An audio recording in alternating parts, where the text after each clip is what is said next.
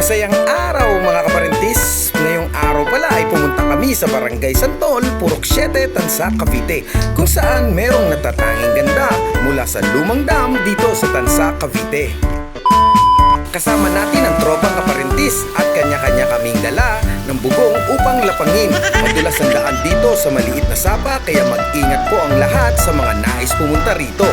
Hindi man kumpleto ang tropang parintis ngayong araw, pero darating ang araw na makukumpleto rin tayong lahat mga parintis. At isang makipot na daan na gawa sa rikrap ang madadaanan natin dito.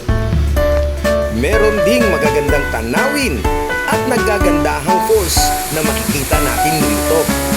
At dito nga, masasabi ni Paring Kenneth na nagdala sana kami ng pamingwit upang dito ay makapaghuli kami ng isda. Mag-ingat din po ang lahat dito mula sa areang ito sapagkat merong bato sa ilalim ng tubig at bawal po mag-una ang ulo. Pwede rin tayong manghuli ng isda mula dito sa areang ito sapagkat ang mga nahuhuli nilang isda ay karpa.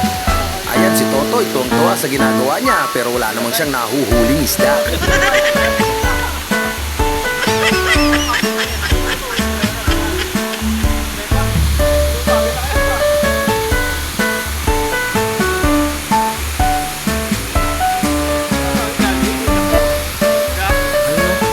Dito, nagutom na ang lahat.